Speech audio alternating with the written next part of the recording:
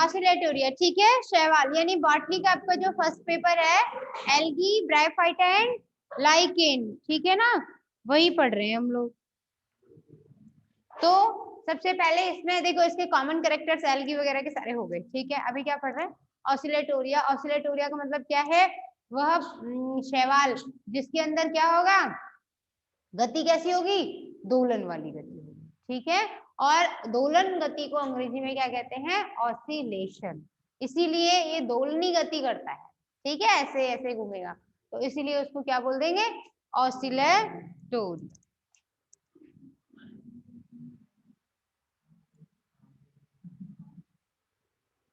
ठीक है। तो ऑसिलेटोरिया के बारे में हम लोगों ने लास्ट क्लास में क्या क्या पढ़ लिया था, उसका वर्गीकरण पढ़ लिया था, है ना। ऑसिलेटोइल्स गण होता है उसका, ठीक है। ऑसिलेटोरिया उसका वंश हो गया। अब उसके बारे में क्या पढ़ेंगे, ऑसिलेटोरिया की प्राप्ति स्थल, यानी आपको ऑसिलेटोरिया कहाँ कहाँ देखने को मिल सकता है, ठीक है, यानी उसका आवास क्या होगा, ठीक है। आगे ऑसिलेटोरिया का जो प्राप्ति स्थल होगा, ऑसिलेटोरिया है होता कैसा है, नील हरित शैवाल है ना। तो जो नीला हरा होगा वो कहाँ मिलेगा, लवणीय जल, लवण रहित जल में, यानी फ्रेश वाटर एल्गा है। तो यहाँ लिख लीजिए स्वच्छ जल या अलवणीय जल।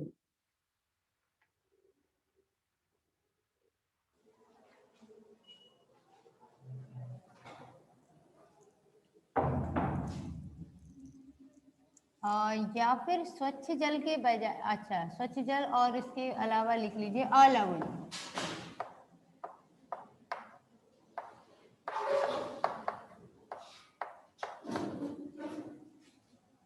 पोखर में मिलता है, पोखर, तालाब,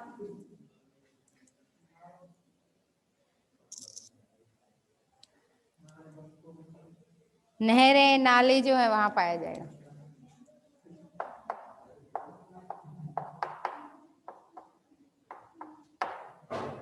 और उथले गड्ढे, मतलब जो कम गहरे गड्ढे होते हैं वहां मिलेगा।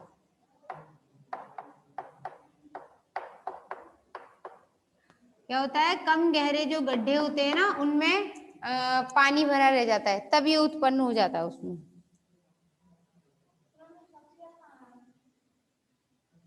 स्वच्छ का मतलब अलवणीय, इसीलिए ब्रैकेट में लिखवाया है। स्वच्छ नहीं रहेगा, स्वच्छ का मतलब अलवणीय है, वो समुद्र में नहीं पाया जाएगा, ये कहने का मतलब ये है इसका, है ना। हाँ ये इसमें सूट नहीं कर रहा है ना, इसको ऐसा करो, स्वच्छ की जगह ऐसे लिखो, हाँ अस्वच्छ या गंदा जल, है ना, या प्रदूषित, अब सही है, ठीक है। प्रदूषित, प्रदूषित जल में मिलेगा जहां पर क्या होगा, कार्बनिक पदार्थ ज्यादा इकट्ठे हो जाते हैं वहां पर। और इसके अलावा कहाँ इसका एक काम और होता है, ये क्या करता है, इसके कुछ फायदे भी हैं। चावल के खेतों में मिलता है ये कई बार, ठीक है, चावल के अंदर। और कुछ जीव जंतु ऐसे हैं जिनके अंदर भी पाया जाता है आहार नाल के अंदर, वहां तो ये नुकसानदायक है, लेकिन ज्यादातर चावल की खेती में है ना, नाइट्रोजन का स्थिरीकरण करता है।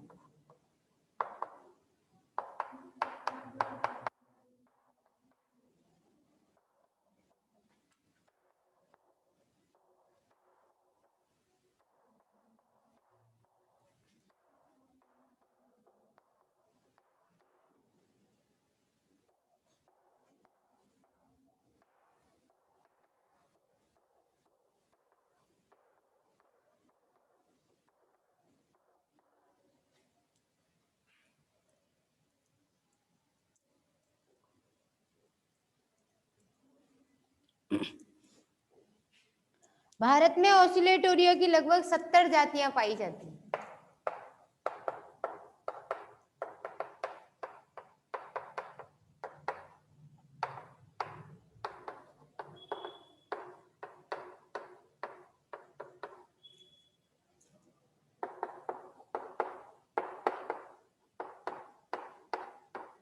कितनी 70 जातियां पाई जाएंगी। और इन 70 जातियों में भी क्या होगा, ज्यादातर कौन कौन सी देखने को मिलती है, ठीक है, तो वो मैं आपको नाम लिखवाती हूँ। ऑसिलेटोरिया एम्फीबिया,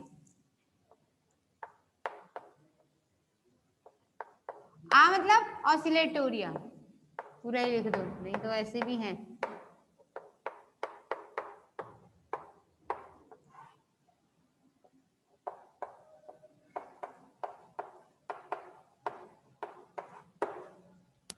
ऑसिलेटोरिया एम्फीबिया, इसके बाद ऑसिलेटोरिया क्लेविसेप्स और ऑसिलेटोरिया डिक्लेरेटा।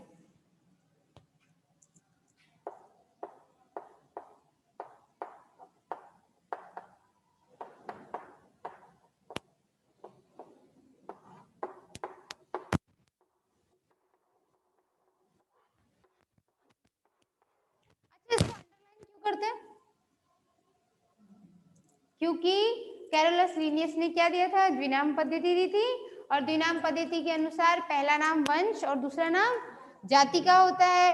तो जो वंश होगा, अगर आप प्रिंट करते या टाइप करते तब तो आप इटैलिक्स में कन्वर्ट कर देते हैं ना शब्द अक्षरों को, और या बोल्ड कर देते उन्हें जिससे वो पता चल जाए। लेकिन यहाँ आप हैंड रिटन कंडीशन है, हस्तलिखित स्थिति में आप क्या करोगे, इसको अलग अलग अंडरलाइन किया जाता है, ठीक है। जब अलग अलग रेखांकित करते हैं तो उससे पता चल जाता है कि ये क्या है, वंश, और ये क्या है, जाति। समझ आई बात, इसलिए इसको अलग अलग अंडरलाइन किया जाता है, ठीक। तो आप जरूर कर लेना इसका अंडरलाइन।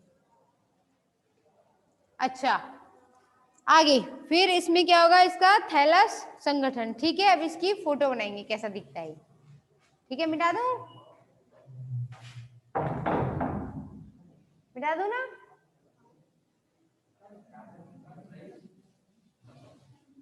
भाई सबका देखना पड़ता है ना। दो बच्चों ने बोल दिया लिख लिया, बाकी उन्होंने नहीं लिखा तो उनके पेन चल ही रहे, मुझे पता है। अब वो पेन में क्या लिख रहे हैं, डेट वेट डाल रहे हैं, तो वो उनकी समस्या।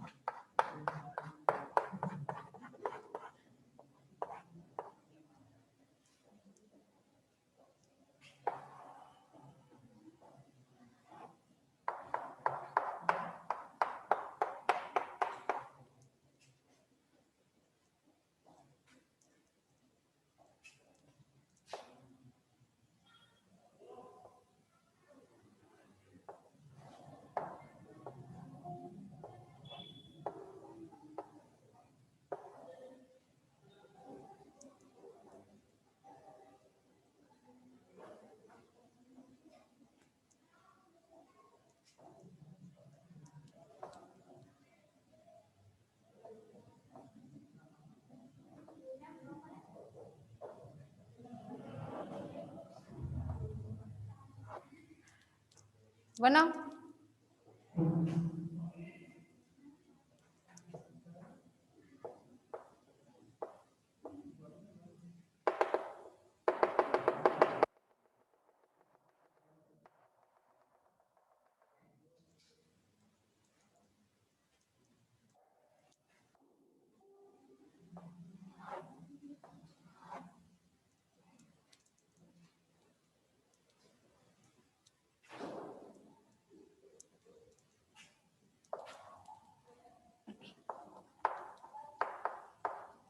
Apical cell. एपिकल सेल का मतलब क्या होता, अच्छा हेडिंग डाल लेना, यहाँ पता लगा ये पढ़ क्या रहे।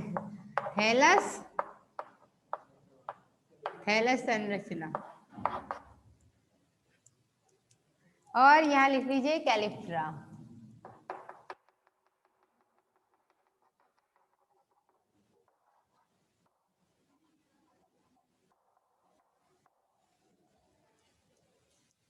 तो ये 4 तरीके के है ना। अच्छा सॉरी, इसमें गलती हुई, ये ऐसे होगा, ये थोड़ा लंबा होता है, आगे बताएंगे क्या है कैसे। तो ये क्या है, ऑसिलेटोरिया के अलग अलग जंतु हैं, ठीक है। जब पूरा कैसा होगा, थैलस एक पंक्तिक है ना, यहां लिख दूं ना, दिख जाएगा आपको।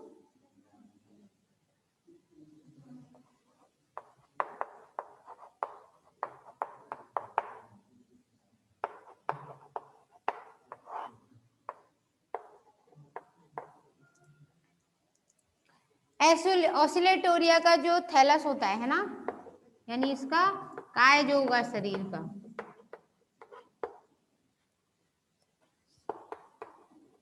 एक पंक्तिक होता है, मतलब एक पंक्ति में कोशिकाएं लगी होती है।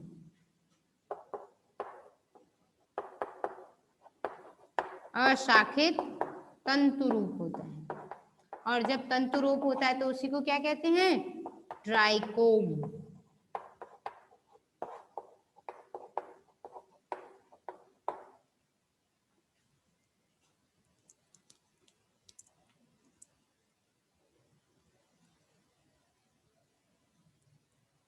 ठीक है, चारों तरफ इनके म्यूसिलेज का आवरण, म्यूकस का आवरण हो या ना हो अलग बात है, कभी होगा, हो भी सकता है और नहीं।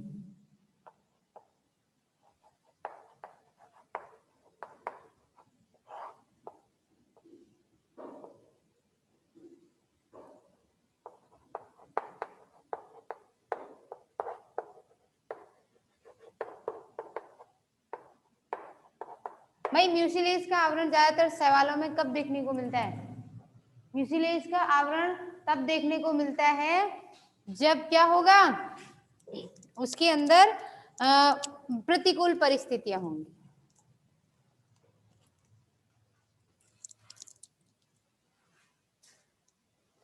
ठीक है, तो म्यूसिलेज का आवरण कभी कभी होता है, कभी कभी नहीं भी होता है।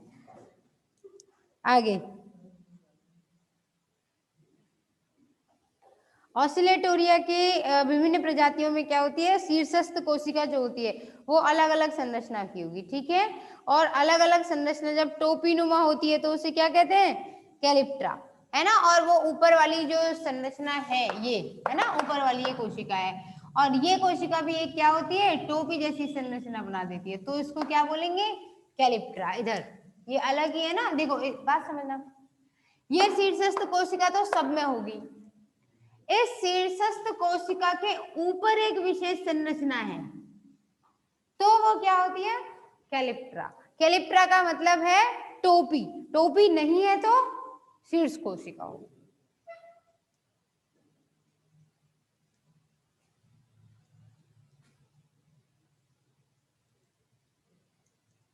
तो इसमें इधर लिख देती हूँ, है ना।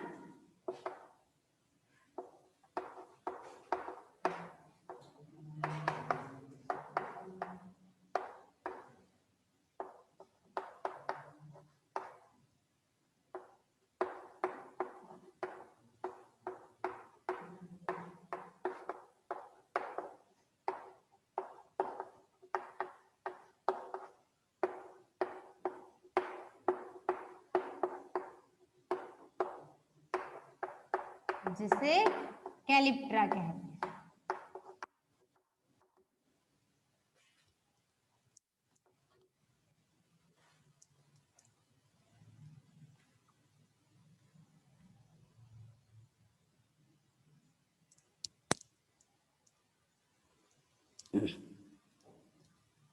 ठीक है, कुछ जातियां ऐसी भी होती हैं जिनमें ऊपर का भाग कैसा होता है, जैसे हाथी की सूंड होती है, जैसे ये दिख रहा है आपको ये। ठीक है, तो ये किसी किसी में घुमा हुआ भी होता है, तो ये तो बस चित्र जैसे बन गए वैसे लिख देना है, इसमें तो कुछ है नहीं है ज्यादा। ठीक है, आगे कोशिका संरचना कैसी होती है, इसी कोशिका के अंदर क्या क्या होगा। ठीक है, एक पर्टिकुलर कोई एक कोशिका, जैसे मान लो ये वाली कोई कोशिका ले ली या कोई सी एक, ठीक है, तो ये मिटा दूं। ऑसिलेटोरिया का थैलस एक पंक्तिक अशाखित तंतु रूप यानी कि ट्राइकोम होता है। ये लिखा है म्यूसिलेज का आवरण कभी कभी उपस्थित होता है परिस्थितियों के हिसाब से। म्यूसिलेज का आवरण पता होगा ना, रक्षात्मक रूप से। ठीक है, वही चिपचिपा लसलसा सफेद सा पारदर्शी पदार्थ जो होता है, यही सुनना था।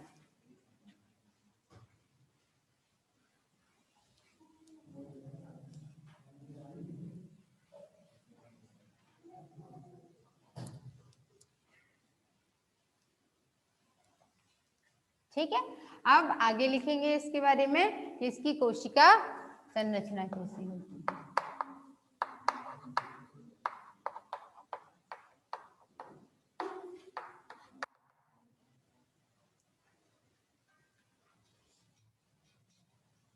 कोशिका संरचना में क्या है, ये कैसा है, पादप है ना। अच्छा, ऑसिलेटोरिया पादप कोशिका है या जंतु कोशिका है? हाँ, पता लगा। हाँ, इसीलिए पूछना जरूरी था, कुछों को ध्यान नहीं रहता, क्या केचुआ जैसा कुछ बनवाया था, पता नहीं क्या था। ऐसे भी महान व्यक्तित्व होते हैं कुछ।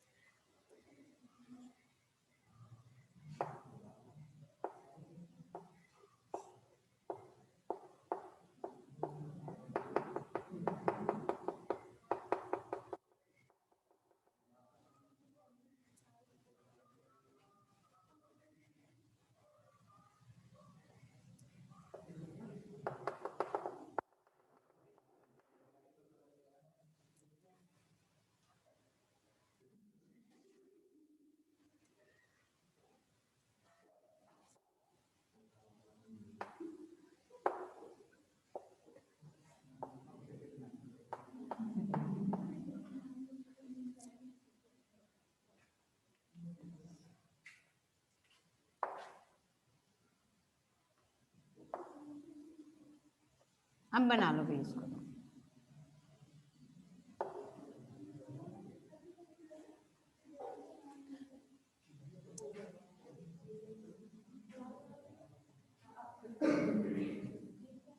ठीक है, क्योंकि इसमें क्या क्या होगा, कोशिका भित्ति होगी, उसके बाद फोटोसिंथेटिक लैमिली होंगी इधर।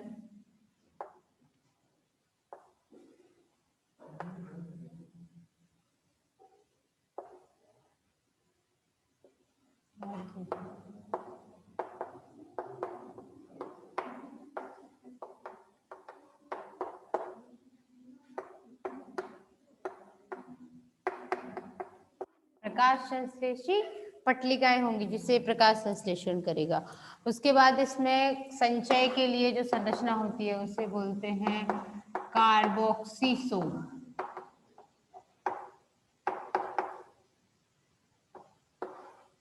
क्या बोलेंगे उसे, कार्बोक्सिसोम। और ये जो संरचना दिखाई दे रही है वो क्या है, न्यूक्लियोइड।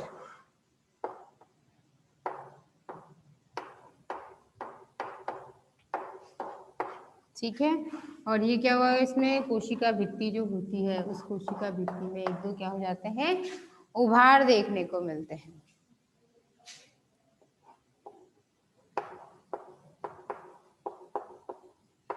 भित्तीय उभार, उधार नहीं लिखना, उभार, ऊपर की तरफ निकला हुआ, ठीक है। उसके बाद इसमें क्या होगा, राइबोसोम होगा और संरचनात्मक कुछ कण होते हैं, ठीक है, स्ट्रक्चरल ग्रेन्यूल या उसको बोलेंगे क्या, संचयी।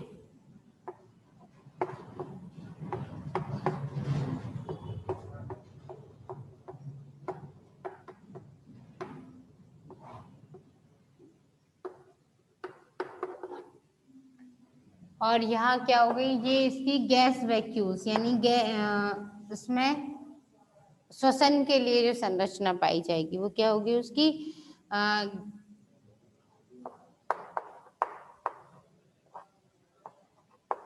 गैस वैक्यूल बोलो या गैस धानी होगी वो उसकी।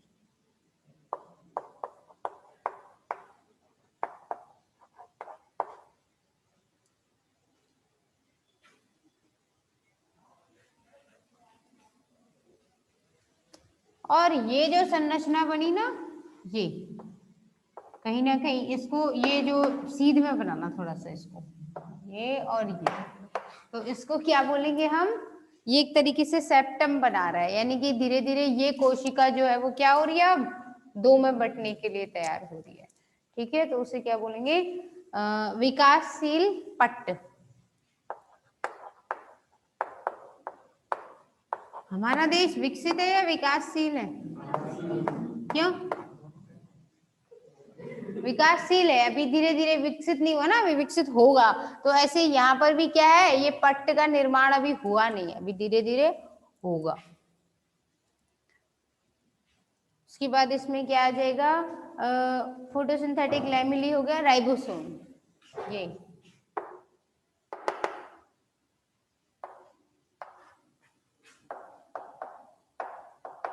राइबोसोम। और राइबोसोम के बाद ये जो यहाँ परत बनी है क्या है, म्यूसिलेज आवरण।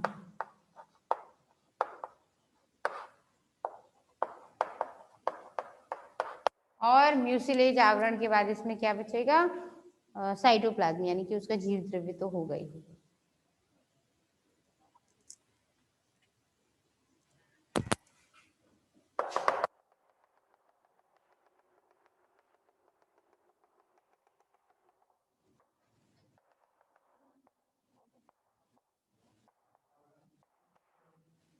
ठीक है, किसकी संरचना है, ऑसिलेटोरिया की। कोशिका की संरचना है, अरे किसकी कोशिका है ये भी तो याद रखिए, ऑसिलेटोरिया की संरचना है ये। बनाते बनाते यही ध्यान नहीं रहा, बना क्या रहे थे।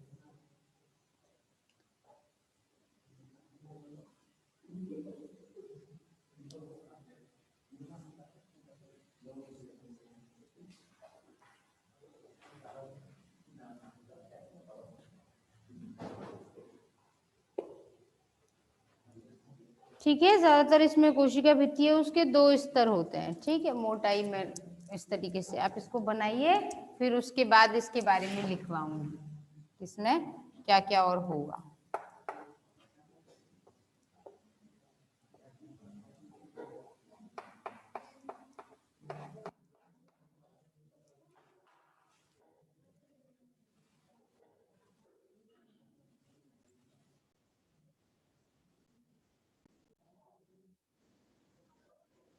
उसके बाद आगे इतना समझ में आ गया ना, ये ऑसिलेटोरिया की क्या हो गई, कोशिकीय संरचना हो गई, ठीक है। अब इसके बारे में लिखेंगे कि क्या क्या होती है, कैसे इसमें संरचनाएं होंगी, ठीक है। तो सबसे पहली बात तो ये है कि कोशिका कैसी है, सामान्य कोशिका है तो उसमें क्या होगा, कोशिका भित्ति पाई जाएगी। पहला लिखो,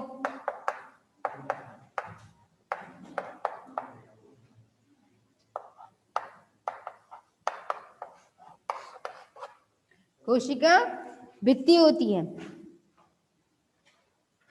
और कोशिका भित्ति लगभग 2000 एंगस्ट्रॉम की मोटाई की होती है।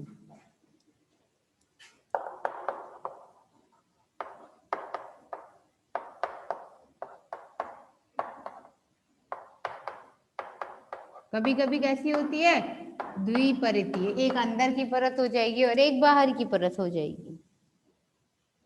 और आंतरिक परत जो होते हैं उसमें छिद्र होते हैं।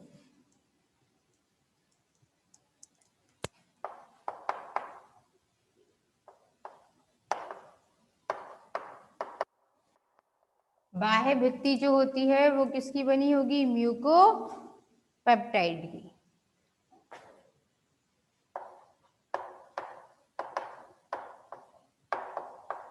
यहाँ पेप्टाइड का मतलब क्या होता है? पेप्टाइड कहाँ से है? प्रोटीन, ठीक है। पेप्टाइड है ना, बहुत सारे अमीनो अम्ल जुड़ते हैं पेप्टाइड बंध द्वारा, तो उनकी संरचना को पॉलीपेप्टाइड संरचना बोलते हैं ना प्रोटीन को, ठीक है। हाँ, तो म्यूकोपेप्टाइड की बनी होती है, एक बात। दूसरा, आंतरिक भित्ति जो होती है वो कैसी होगी? छिद्रित होती है, मतलब उसमें छेद ही छेद होंगे, पोर्स होंगे उसके, ठीक है।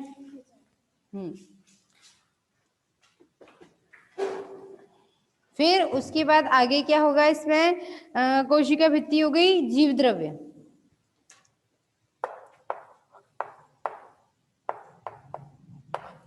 जीव द्रव्य जो होता है वो कणिकामय होता है, उसमें छोटे छोटे छोटे छोटे पार्टिकल्स पड़े रहेंगे और कोशिका झिल्ली से घिरा हुआ होता है।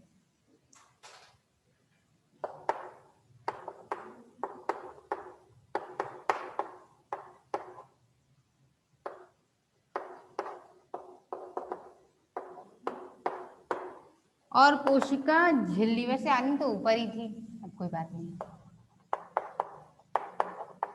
कोशिका झिल्ली, झिल्ली जो कैसी होती है? हमेशा मृत या जीवित? बताइए।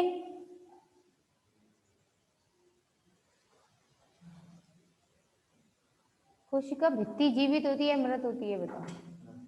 कोशिका भित्ति तो मृत होती है और कोशिका झिल्ली जीवित होती है। अगर जीवित नहीं होती तो चयनात्मक पारगम्य नहीं होती, और अगर चयनात्मक पारगम्य नहीं होती तो कैसे आप किशमिश को पानी से फुला देते? एकदम फूल जाती है ना पानी में रखने पर, तो कैसे खा के आते चने सुबह सुबह ब्रेकफास्ट में, अगर वो फूलते ही नहीं तो? किसकी बदौलत हो रहा है सब कुछ? झिल्ली की बदौलत। शर्करा नहीं, झिल्ली की बदौलत हो रहा है, ठीक। शर्करा में डाल दिया तो क्या हो जाएगी? अंगूर शर्करा में डाल दोगे तो क्या हो जाएंगे? किशमिश में बदल जाएंगे, पिचक जाएंगे। ये सारी घटनाक्रम किसमें?